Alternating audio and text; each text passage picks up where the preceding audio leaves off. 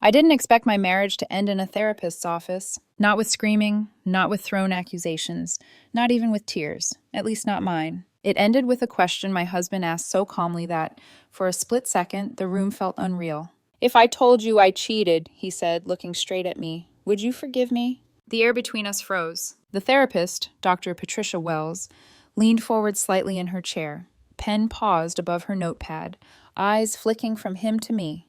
She didn't interrupt. She was waiting to see how I'd react. I kept my face still, kept my breathing slow, kept my hands folded neatly in my lap, even though my fingers were tingling like they'd lost circulation. "Is this hypothetical?" I asked. My voice sounded steady, too steady. For a heartbeat, he didn't answer. Then his mouth opened, and everything I had suspected, but never heard out loud, came crashing into the room. "No," he said, "it's not." He started crying almost immediately, loud, breathless, collapsing inward like the floor had just disappeared beneath him. I watched him the way you watch something fall in slow motion, already knowing it's going to hit the ground, already braced for the sound. "I've been seeing someone from work," he said between sobs. "It wasn't planned, it just happened." Dr. Wells murmured something gentle, something about honesty, something about courage. I didn't hear most of it, because the moment he said those words, something inside me went very, very quiet. This wasn't shock. This was clarity. The kind that settles in your chest like a weight you've been carrying for months, maybe years, and suddenly you realize you can finally put it down. Dr. Wells asked if there was anything else. He hesitated. I knew then there was more. "There was someone before," he admitted. "It lasted longer, almost 3 years. 3 years. Most of our marriage." The room felt underwater, sounds muffled, colors dulled. Even the fake plants in the corner looked softer, like they were dissolving into the beige walls. Dr. Wells started talking about processing betrayal, about repair, about whether we wanted to explore next steps together. I stood up. Both of them looked startled. "Thank you for your time, Dr. Wells," I said calmly. "This session was very helpful." My husband stared at me like he didn't recognize me anymore. "Wait, what?" he said. "No, this isn't how this goes. We're here to fix this." I picked up my coat. "You came here to confess in a controlled environment," I said, meeting his eyes for the first time that session. "You wanted guidance on how I should forgive you." I paused. "I came here to confirm what I already knew." His face drained of color. "Because I wasn't here to save my marriage. I was here to end it, with the truth on record." And as I walked out of that office, I already knew something he didn't yet understand. This wasn't the moment I lost everything. It was the moment I took my life back. When people asked how my husband and I met, I used to smile before answering. Not because the story was romantic in the way movies sell romance, but because it felt earned, ordinary, solid, the kind of beginning you believe will last because it doesn't rely on fireworks. We met through work-adjacent circles. Same city, same age bracket, same general phase of life where everyone is tired of dating apps and just wants something stable. He wasn't flashy. He wasn't smooth. He listened more than he talked, which at the time felt like maturity, not absence.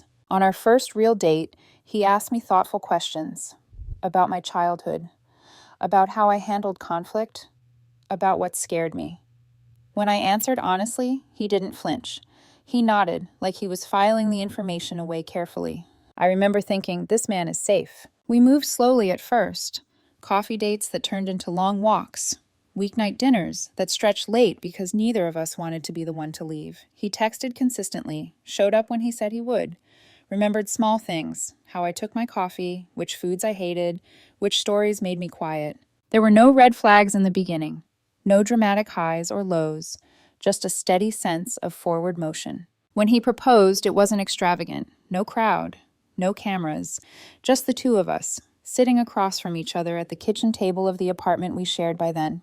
He slid the ring toward me with slightly shaking hands and said he wanted a life with me, a partnership, a future. I said yes without hesitation. Marriage felt like a continuation, not a shift. We settled into routines easily. Mornings overlapped. Grocery lists lived on the fridge. We divided chores without keeping score. He worked. I worked. We talked about someday kids in abstract terms. Not yet, but eventually. There was no urgency, no pressure. If there were cracks, they were subtle. He liked admiration. I noticed that early on. He glowed when people praised him, when coworkers complimented his ideas, when strangers flirted just enough to inflate his ego without threatening our relationship. At first, I thought it was harmless. Everyone likes to feel wanted. I trusted him completely. That trust made me generous with my assumptions. When he stayed late at work, I believed him. When he started caring more about how he looked for meetings, I told myself it was confidence. When he became more protective of his phone, I said nothing, because marriages aren't built on suspicion. I was proud of us. Proud that we didn't fight explosively. Proud that we went to bed angry sometimes, but still reached for each other in the dark. Proud that when things felt off, we talked. At least I thought we did. Looking back now, I can see how carefully curated his version of intimacy was. He shared just enough, withheld just enough, stayed close enough to keep me anchored, while quietly building distance where I couldn't see it. When he suggested couples therapy, I didn't resist. He framed it as growth, as prevention, as something strong couples did before resentment calcified. "I don't want us to drift," he said one night, hand resting over mine. "I love you too much to let that happen." I believed him. I believed therapy was his way of choosing us. I didn't know then that he'd already chosen himself, years earlier. And I didn't know that while I was committing to transparency, he was preparing a confession. Carefully timed, carefully staged, carefully insulated from consequences. Back then, I thought we were walking into therapy together. In reality, I was walking into a room where my marriage had already been over for a long time. I just hadn't been told yet. The first thing that changed wasn't big. It wasn't a late-night disappearance or a lipstick stain or a sudden confession that cracked the floor beneath my feet. It was his phone. One evening, I reached for it absent-mindedly while we were cooking dinner, just to move it away from the edge of the counter before it slid off. A small, automatic gesture, something I'd done 100 times before. The screen stayed dark. That should have been normal, except it wasn't. For most of our marriage, his phone lit up instantly. No lock screen, no hesitation. He'd always said he didn't like passwords. Too annoying, too much friction. Transparency was important to him, he'd said. Now the screen remained black. He noticed my pause before I said anything. "Oh," he said quickly. "Yeah, I added a passcode, work stuff, security update." He didn't look at me when he said it. I nodded, let it go, told myself I was overthinking. But once you notice something like that, you can't unsee it. He started taking his phone into the bathroom, into the shower, water running, door locked. He angled the screen away from me when he texted. Muted notifications he used to let buzz freely on the table. None of it was dramatic enough to confront. All of it was enough to change the air between us. Then there was the gym. He'd always gone inconsistently. Bursts of motivation followed by weeks of excuses. Suddenly, he was disciplined, precise, going every weekday evening, showering immediately when he got home, sometimes before even saying hello. I noticed the way his clothes changed, more fitted, more intentional, new cologne that he hadn't mentioned buying, haircuts more frequent, beard trimmed just a little sharper. "You look nice," I said once, trying to keep it light. He smiled, but it was distracted, just trying to take better care of myself. I wanted to believe that. But there were moments, tiny, almost invisible moments, where his attention slipped away from me entirely. He laughed at texts he didn't share, checked his phone first thing in the morning before speaking to me. Seemed oddly irritated when I asked how his day was, like the question interrupted something more important. At night, when we lay in bed, his body felt present but distant. Touch that didn't linger. Kisses that ended too soon. Intimacy that felt rehearsed instead of connected. I asked him once, carefully, gently, if everything was okay between us. He sighed like I'd burdened him. "Why do you always think something's wrong?" he said. "Can't things just be fine?" I apologized. That should have been my first real warning, the way he made my intuition feel like an inconvenience. The real shift came when he suggested couples therapy. It was after a quiet dinner, no argument, no trigger. "I think we could be better," he said, swirling his drink thoughtfully. "More connected, don't you?" The way he asked felt rehearsed, calm, reasonable, like he'd already prepared for my answer. I hesitated, then nodded. "If you think it'll help." He looked relieved, too relieved. That night, as he slept beside me, I lay awake, staring at the ceiling, listening to his breathing, replaying the past few months in my head like a puzzle with pieces that didn't quite fit. I told myself I was being paranoid, that marriage has seasons, that suspicion without proof is poison. But something inside me refused to settle. A week later, while he was at work, I sat alone at the kitchen table with my laptop open, hands wrapped around a mug that had gone cold. I didn't know exactly what I was looking for. I just knew I needed to know. That was the moment I stopped asking myself if something was wrong and started quietly preparing for the possibility that everything was. I didn't confront him. That choice wasn't driven by fear, it was driven by instinct. I knew, deep down, that once I spoke the suspicion out loud, the truth would either vanish behind better lies or explode before I was ready to catch the fallout.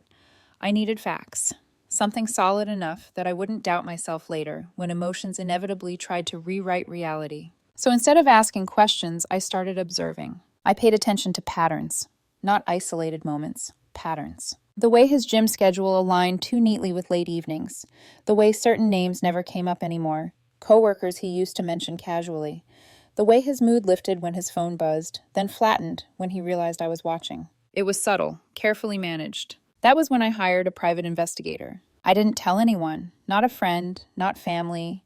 Saying it out loud would have made it real before I was prepared for it to be real. I told myself it was temporary, just enough to calm my nerves, just enough to prove I was wrong. His name was Dennis, retired cop, late 50s, quiet voice, no judgment in his eyes when I explained why I was there. He didn't dramatize, didn't reassure me either. 6 weeks, he said. That's usually enough to tell a story. I nodded, hands folded tightly in my lap. I remember thinking, if nothing turns up, I'll feel ashamed for the rest of my life. The first update came sooner than I expected. Lunch meetings, coffee shops. The same woman, over and over again. Photos arrived on my phone in the middle of a perfectly ordinary afternoon.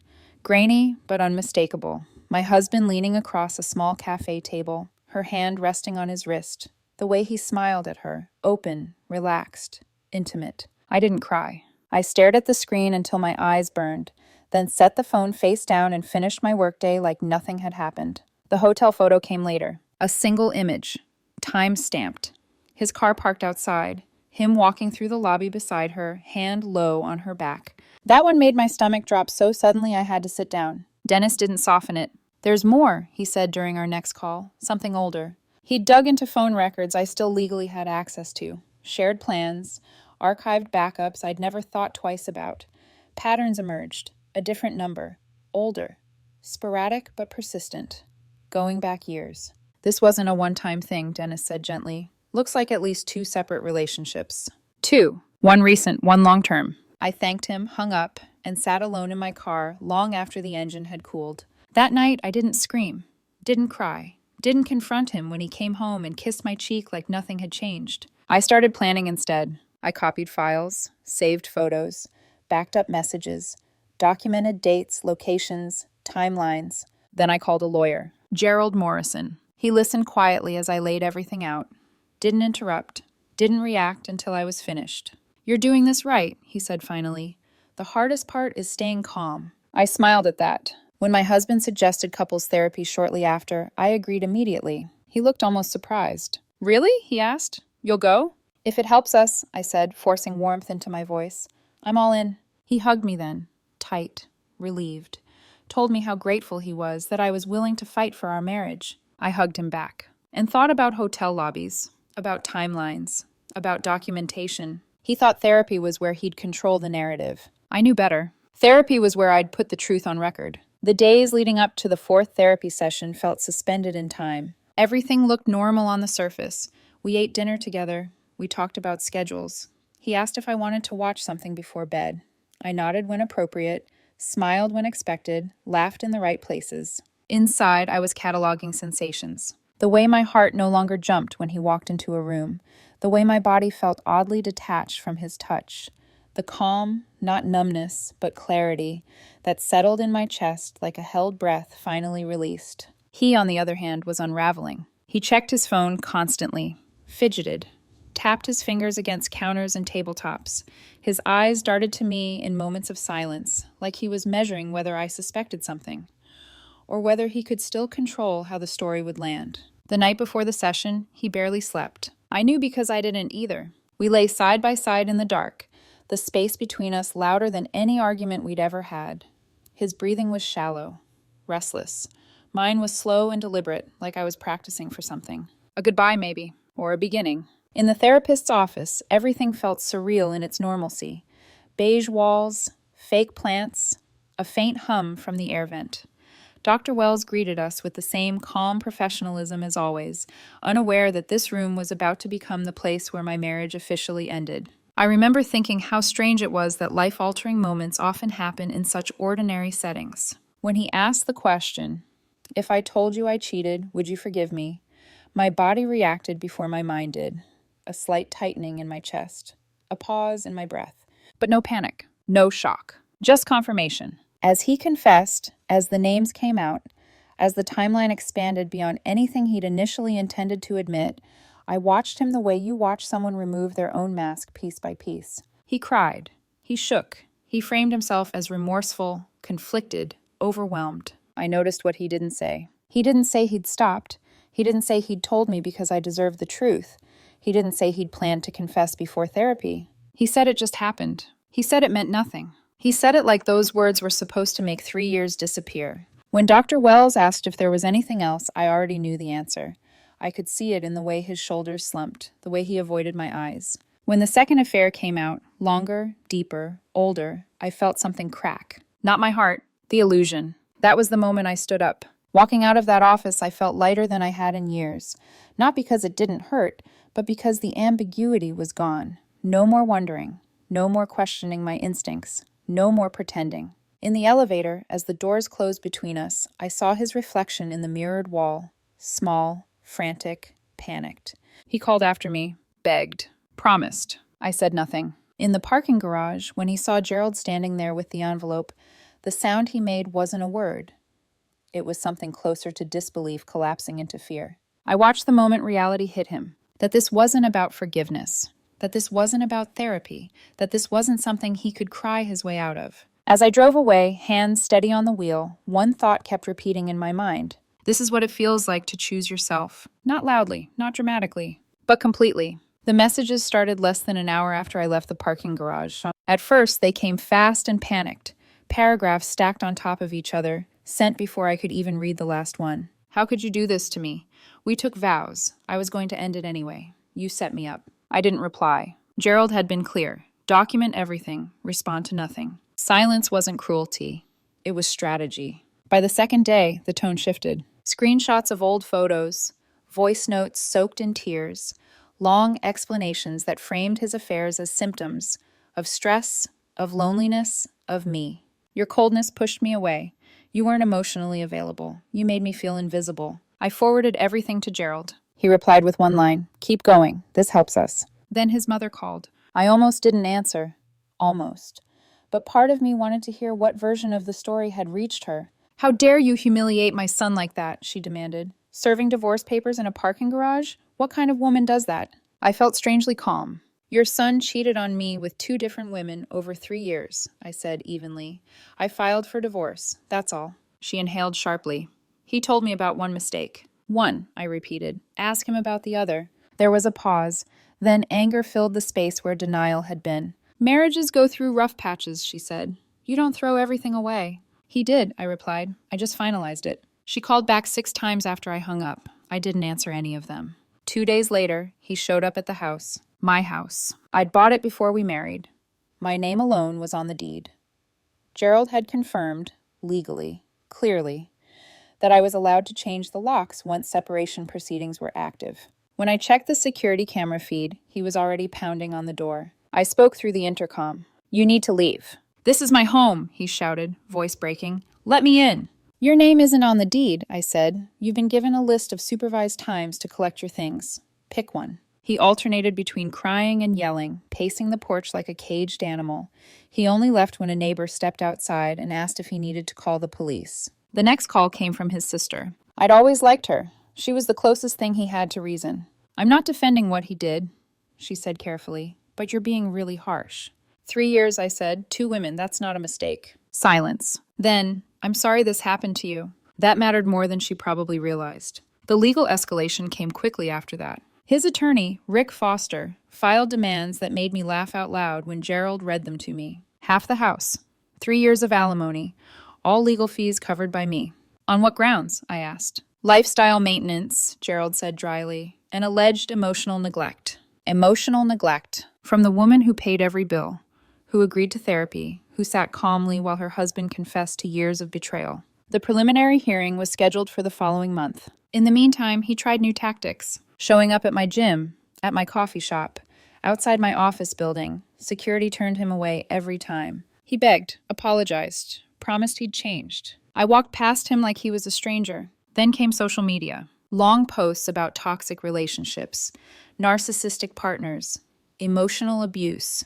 7 years wasted on someone incapable of forgiveness. He never used my name. He didn't have to. Mutual friends started texting, asking what happened, saying they'd seen his posts. I didn't respond. Gerald was clear. Let the record speak for itself. When he contacted my parents, showed up on their porch crying, asking them to talk sense into me, that was the moment Gerald sent a formal cease and desist through Foster. Harassment, stalking, documented. The pressure was mounting. He was losing control of the narrative. And people like him don't take that quietly. The quiet didn't come all at once. It crept in between court dates, between unanswered messages, between the moments when adrenaline finally stopped carrying me and there was nothing left to do but sit with what remained. At night, the house felt too big. Rooms echoed in a way they never had before. The hum of the refrigerator sounded louder. The clock in the hallway ticked like it was counting something down. I slept on my side of the bed, even though the other half stayed empty, muscle memory refusing to adapt. This was the part no one warns you about. Not the confrontation, not the legal battles, not even the betrayal. But the aftermath, when you've done everything right and still feel hollow. The day before the preliminary hearing, I sat at the kitchen table with a stack of documents spread out in front of me. Bank statements, therapy summaries, timelines Gerald had meticulously assembled, proof layered on proof. It should have made me feel powerful. Instead, my hands started shaking. Not from doubt, from exhaustion. 7 years collapsed into paper. 3 years of lies reduced to bullet points and dates. My marriage, something I'd once defended fiercely, now existed as evidence in a legal folder. I pressed my palms flat against the table and waited for the feeling to pass. It didn't. That night he called from an unknown number. I answered without thinking. "Please," he said, his voice raw, hoarse, like he'd been crying for hours. "Just talk to me. 5 minutes." I closed my eyes. "All communication goes through the attorneys," I said automatically. "I love you," he insisted. "I made mistakes, but I love you." The word mistakes landed like a bruise. "You had 3 years to fix it," I said quietly. "You chose not to." "That's not fair," he said. "I didn't realize what I had until you lost free housing and financial security," I finished. "I know." Silence stretched between us. "I didn't mean to destroy everything," he whispered. I hung up, blocked the number. Then I slid down the wall and cried for the first time since the therapy session. Not because I missed him, but because I was grieving the version of myself who believed in us. The morning of the hearing, he showed up dressed like someone auditioning for sympathy. Conservative clothes, hair neatly styled, expression carefully subdued. His attorney spoke about emotional abandonment, about non-financial contributions, about how marriages are partnerships beyond money. I watched without reacting. Inside, something felt brittle. When the judge, calm, incisive, unimpressed, began asking questions, the narrative unraveled quickly. Dates, contributions, facts that didn't bend no matter how gently they were framed. Still, when my husband looked at me across the courtroom, eyes wet, mouth trembling, I felt a flicker of something dangerous.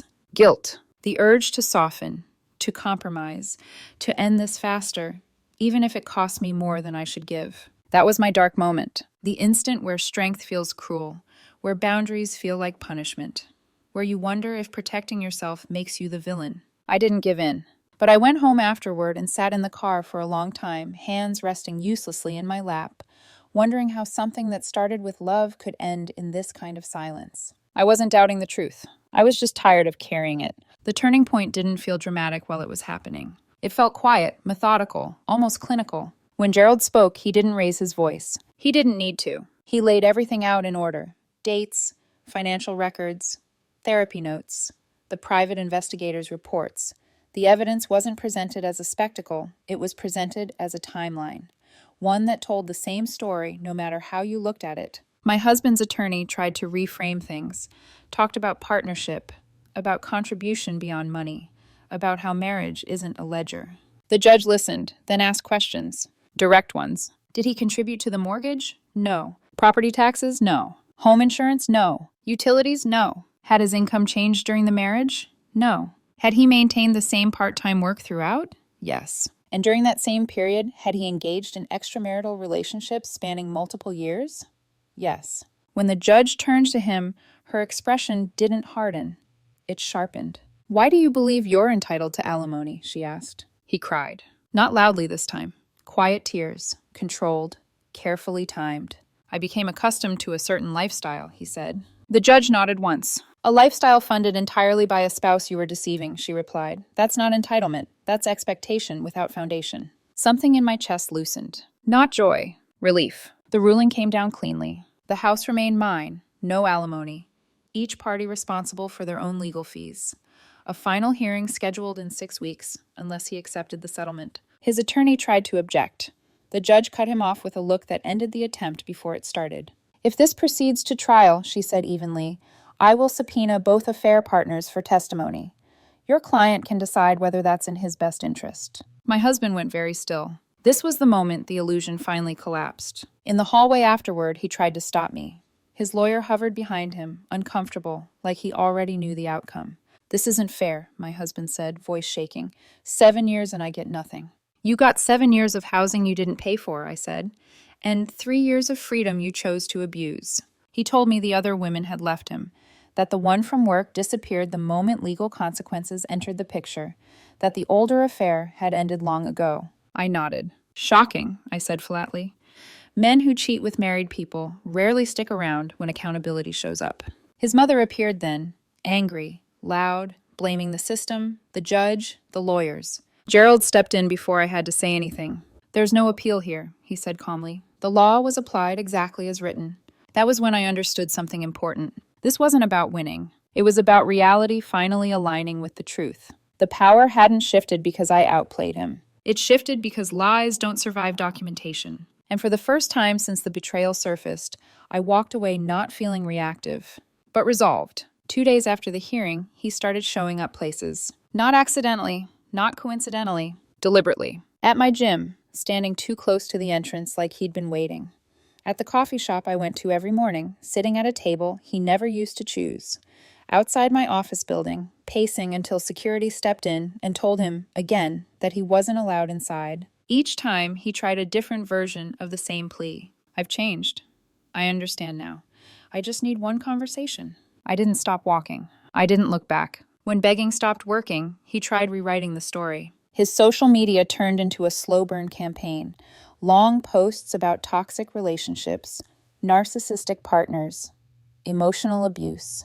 7 years wasted on someone incapable of forgiveness. He never used my name. He didn't have to. Mutual friends started reaching out, some cautiously, some awkwardly, a few with thinly veiled judgment wrapped in concern. "I just wanted to hear your side. He seems really broken. I didn't know things were that bad." I sent nothing, said nothing. Gerald reminded me, silence isn't weakness, it's containment. Then he crossed a line. He went to my parents' house, sat on their porch, crying, told them I was refusing to speak to him, that I was being manipulated by my lawyer, that I'd become cold, vindictive, unrecognizable. My mother told him to leave. When he didn't, my father threatened to call the police. That incident triggered the next legal step. Gerald sent a formal notice to his attorney, harassment, stalking, and continued attempts at intimidation. Every incident documented, every timestamp logged. His attorney responded with bluster, claims that I was harassing him by refusing communication and turning family against him. The audacity would have been impressive if it weren't so predictable. Then came the phone call. An unknown number, late evening. I answered, thinking it might be work-related. "Please," he said immediately, voice hoarse, strained. "Just hear me out." "All communication goes through attorneys," I replied. "I love you," he said. "I always have." "You love the stability," I said. "Not me." "That's not true," he insisted. "Those women meant nothing." "Then why did you choose them for 3 years?" I asked. Silence. I hung up, blocked the number. By then, the truth was circulating whether I spoke or not. People who mattered knew. People who didn't matter. His image unraveled quietly but thoroughly. Friends stopped engaging with his posts. Invitations dried up. Sympathy turned into distance once timelines became clearer. He was running out of places to perform. The night before the final hearing, Gerald called. "He's caving," he said. His attorney reached out. "They'll accept the settlement." I closed my eyes and exhaled for the first time in weeks. The next morning, he looked exhausted, hollowed out, no performance left. He signed the papers without meeting my eyes. The judge finalized everything in less than 20 minutes. 7 years reduced to signatures and stamps. In the hallway, he stopped me one last time. "I hope you're happy," he said flatly. "You got everything you wanted." I met his gaze calmly. "I wanted a faithful partner," I said. "I didn't get that." His mouth opened, closed. There was nothing left to say. As he walked away, I felt something settle, not satisfaction, not victory. Closure. When it was finally over, I didn't feel triumphant. I felt empty. The kind of empty that isn't loud or dramatic, just spacious. Like a room after all the furniture has been taken out and you're not sure yet what belongs there next. I drove home to the house that was legally, unquestionably mine and sat in the driveway longer than necessary. The engine idled. The steering wheel was warm beneath my palms. For years, this place had held tension I didn't fully understand. Now it held silence. Honest silence. Inside, nothing had changed, and everything had. No shoes by the door that weren't mine. No half-finished conversations hanging in the air. No phone face down on the counter. I made myself dinner that night. Simple. Familiar. I ate at the table instead of on the couch. Turned off the TV.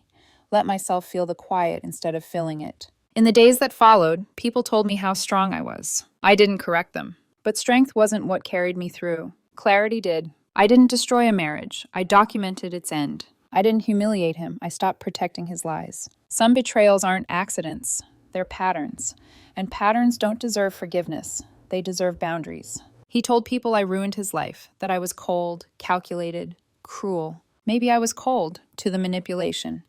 Calculated with my safety. Cruel to the fantasy that love can survive 3 years of deception. I don't hate him. I don't miss him either. What I mourned wasn't the man he was. It was the future I thought we were building. The version of myself who trusted without backup plans, who believed transparency was mutual. That woman deserved better. I'm 37, divorced, starting over in a world that sometimes treats failed marriages like contagion. But I'm also free. Free from guessing, free from gaslighting, free from sharing space with someone who could look me in the eye every day while betraying me. If there's a lesson here, it's this. Pay attention to patterns. Trust your intuition when it whispers. And never confuse silence with peace. Forgiveness is powerful, but it's not mandatory. Sometimes, the most self-respecting thing you can do is walk away with the truth documented and your dignity intact. I didn't get the marriage I thought I had. I got something better, my life back.